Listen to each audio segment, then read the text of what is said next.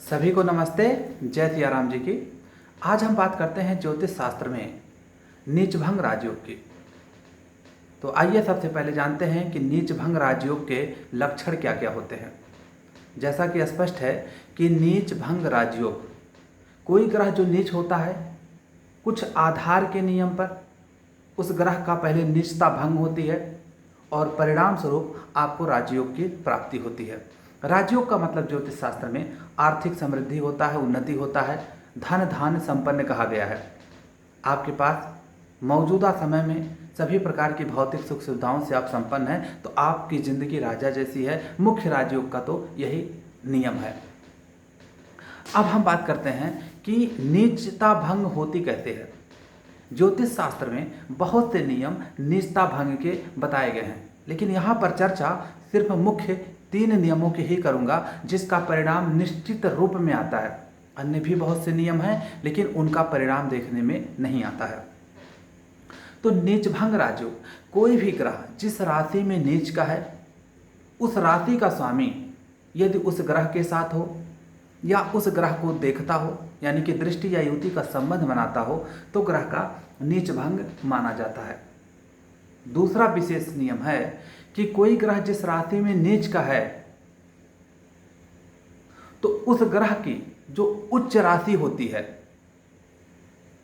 वह उस ग्रह के साथ हो या उससे दृष्टि का संबंध बनाता हो, तब भी नीचभंग राजयोग माना जाता है। तीसरा नियम है कि कोई ग्रह जिस राशि में नीच का है उस राशि में जो ग्रह उच्च का होता है, अगर वह ग्रह उस ग्रह के साथ में हो या उसको दृष्टि देता हो, यानी कि दृष्टि या युति का संबंध बनता हो, तब भी नीचभंग राजयोग होता है। और भी बहुत से नियम हैं लेकिन 3 बेसिक नियम की ही मैं उल्लेख यहाँ पर करता हूँ। अब समझिएगा, यह नीचता भंग भी अगर शुभ भाव में हो, शुभ भाव में केंद्र भाव और त्रिकोण भाव आते हैं। लगन पंचम नवम त्रिकोण होता है, लगन चतुर्थ सप्तम दशम केंद्र होता है।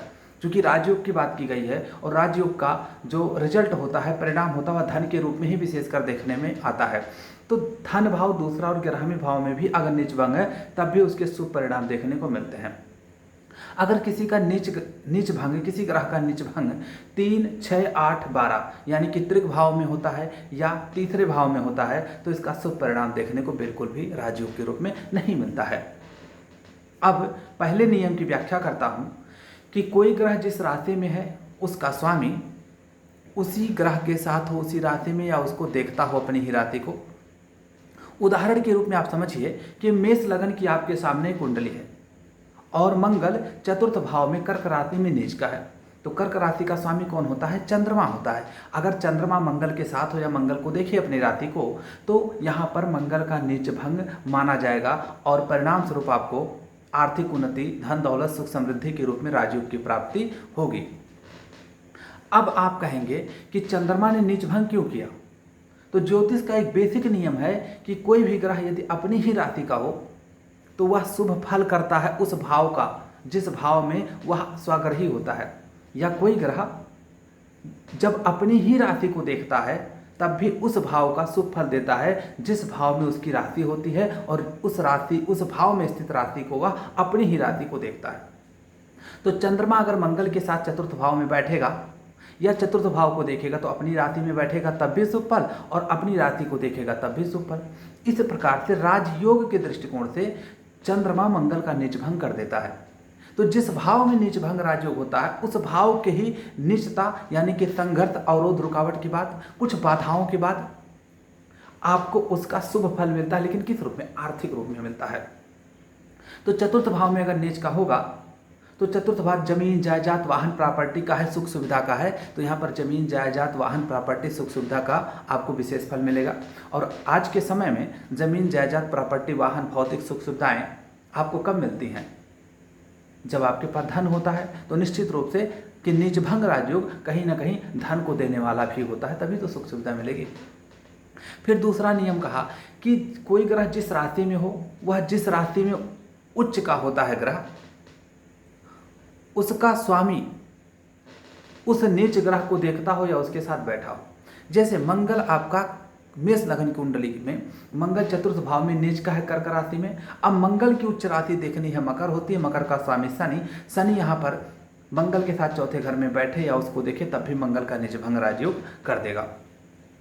फिर मैंने कहा कि ग्रह जिस राशि में नीच का है, तो मंगल कर्क राशि में नीच का है, तो कर्क राशि में कौन सा ग्रह उच्च का होता है? तीसरा नियम, देवगुरु बृहस्पति उच्च के होते हैं। तो देवगुरु बृहस्पति अगर कर्क राशि में चौथे घर में मेष लगन में बैठते हैं या उसको दृष्टि देते हैं तो यहाँ पर मंगल का नीचभंग राजयोग बनेगा और परिणाम स्वरूप धन दौलत सुख समृद्धि का योग बन जाएगा। अब अगर ये नीच भंग राजयोग केंद्र में बने, त्रिकोण में बने या धन भाव में बने तो विशिष्ट फल करेगा। अशुभ भाव में उतना अच्छा फल नहीं करता, कभी कभी फल मिल जाते हैं लेकिन विपरीत भाव में, अशुभ भाव में मिलेगा तो विपरीत परिस्थितियों में ही मिलेगा, कहीं ना कहीं वो विपरीत राजयोग के बराबर आ जाता है। अब देखिएगा, बात को समझिएगा, ये नीच भंग राजयोग सिर्फ राजयोग की नीचता भंग हो रही है, लेकिन एक चीज समझ लीजिए, कोई भी ग्रह जिस भाव में नीच का होता है उस भाव के फल की हानि करता है। जो ग्रह नीच का होता है, जिन जिन चीजों का कारक होता है उसका भी हानि करता है, रोग ज्योतिष के अनुसार और रिश्तों के अनुसार। इसको ऐसे समझिए कि मेष लगन की कुंडली में चौथे घर में मंगल देव नीच के हो गए। चौथा घर शारीरिक दृष्टिकोण से आपके फेफड़े का और छाती का होता है, तो आपके फेफड़े और छाती से संबंधित बीमारी दे सकते हैं। चौथा घर माता का होता है तो माता को कष्ट दे सकते हैं। मंगल ऑपरेशन चिड़फाड़ का कारक है, हेल्थ इशू दे देगा। चौथा घर आपके मन का होता है तो चंद्रमा यहाँ मंगल नीच का मन में उग्रता दे देगा, व्यग्रता दे देगा, झल्लाहट और चिल्लाहट और चिड़चिड़ापन दे देगा, क्योंकि मंगल यहाँ पर नीच का है। तो रोग ज्योतिष के अनुसार और रिश्तों के अनुसार नीच भंग राजयोग में ग्रह अपनी नीचता नहीं छोड़ता है। रोग ज्योतिष के अनुसार और रिश्तों के लिए अगर किसी ग्रह की नीचता को, अगर उसके नीच होने से अशुभ फल को कम करना है तो उसके लिए शुभ दृष्टि या शुभ युति आवश्यक है। यहाँ पर जो शुभ युति या शुभ दृष्टि होती है वह नैसर्गिक शुभ ग्रह से ही ली जाती है, और विशेषकर जब नैसर्गिक शुभ ग्रह किसी शुभ भाव का भी स्वामी हो जाता है तो वह विशेष रूप से उस नीच ग्रह के अनिष्ट प्रभाव को बहुत ही हद तक कम कर देता है। उदाहरण के तौर पर आप समझिए कि मंगल नीच का था चतुर्थ भाव में, अगर वहां पर शनि की वजह से नीचता भंग होती है तो राजयोग तो मिलेगा, लेकिन चूंकि मंगल नीच का है और शनि नैसर्गिक पापी है, शनि रोग का कारक है, और अगर मेष लगन की कुंडली में कहेंगे तो माता चतुर्थ भाव से सप्तमेश और अष्टमेश का स्वामी होता है और माता भाव में बैठेगा चतुर्थ में या माता भाव को दृष्टि देगा कहीं से भी, तो निश्चित रूप से माता को मृत्यु तुल्य कष्ट देगा, लंबी चलने वाली बीमारियां देगा, माता का जीवन कलेशयुक्त हो जाएगा और माता का वैवाहिक जीवन भी सुखमय नहीं रहेगा, क्योंकि चतुर्थ भाव से सप्तम भाव दसम भाव होता है और उसका सप्तमेश और अष्टमेश बनता है। लेकिन समझिएगा, अगर वहीं पर गुरु की दृष्टि या गुरु की युति है तो गुरु एक नैसर्गिक शुभ ग्रह है। इस कुंडली में भी मेष लगन में त्रिकोण का स्वामी होने से अति शुभ हो जाता है, यानी कि नैसर्गिक शुभ और भाव स्वामित्व के आधार पर दोनों पर गुरु शुभ होता है। तो अगर गुरु चतुर्थ भाव में मंगल के साथ बैठे या मंगल पर अपनी 5वीं 7वीं या 9वीं दृष्टि रखता है किसी भी प्रकार से, तो मंगल की निजता का जो अशुभ प्रभाव है वह काफ़ी हद तक कम हो जाएगा।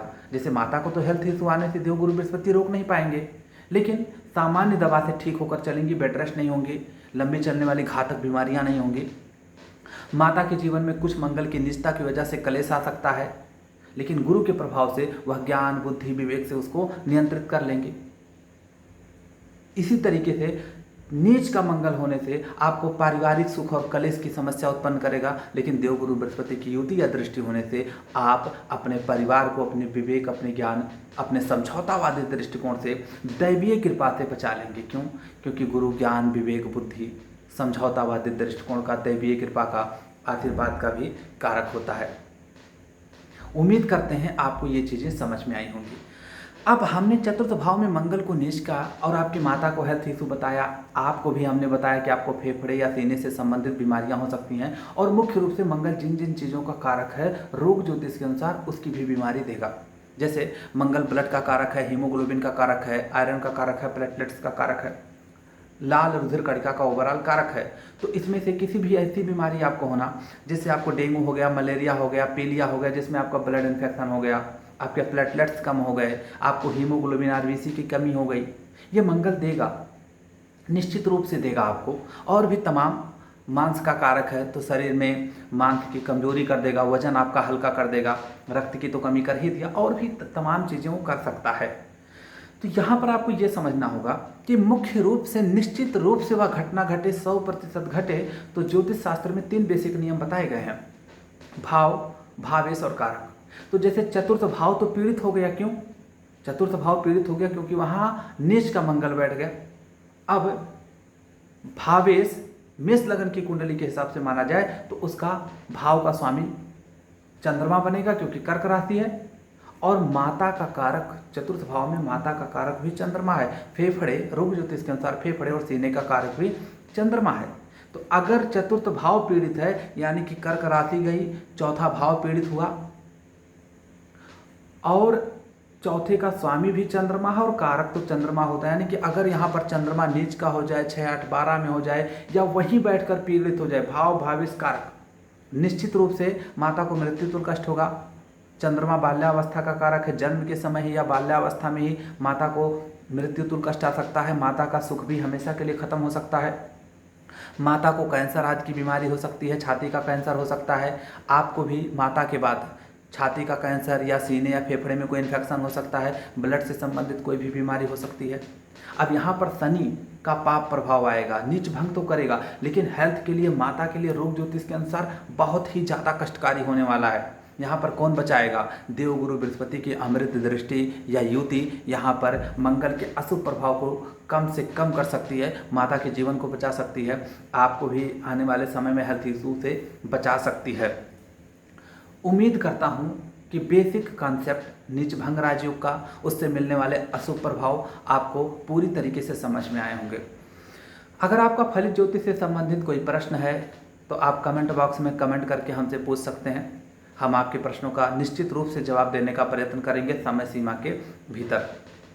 अगर आप हमसे कुंडली का विवेचना करवाना चाहते हैं तो मात्र 501 रुपये में हम आपकी संपूर्ण कुंडली का विवेचना करते हैं। आपकी कुंडली में निर्मित सभी दुर्योग और शुभ योग की जो फल होते हैं उसकी व्याख्या करते हैं, साथ में आपके जो अपने खुद के प्रश्न हैं उनका भी जवाब देते हैं, और साथ में सिद्ध मंत्रों का सटीक उपाय देते हैं। इष्ट का चयन करके मंत्रों का ही विशेष उपाय हम आपको देते हैं। अगर आप YouTube के माध्यम से अपनी कुंडली का विश्लेषण करवाना चाहते हैं तो मात्र 1100 रुपये में हम आपकी कुंडली का विश्लेषण भी करते हैं। अगर आप हमसे ज्योतिष सीखना चाहते हैं तो इस पर एक दिन मैं वीडियो बनाऊंगा कि मैं ज्योतिष किस आधार पर पढ़ाता हूं, किन किन टॉपिक को कवर करता हूं, और फलित ज्योतिष में मैं कैसे गूढ़ से गूढ़ तकनीकी ज्ञान देकर और बेसिक टू एडवांस लेवल पर हम आपको फलित ज्योतिष में एक्सपर्ट बनाते हैं। उम्मीद करते हैं प्रिय दर्शकों आपको मेरा ये वीडियो पसंद आया होगा। अगर वीडियो पसंद आता है और आप ज्योतिष में अपना ज्ञान वर्धन करना चाहते हैं तो आप हमसे, हमारे चैनल से आप जुड़ सकते हैं। मैं ज्योतिष गुरु पंडित राघवेंद्र उपाध्याय इस समय आपको प्रणाम करता हूँ। नमस्कार, जय सिया राम।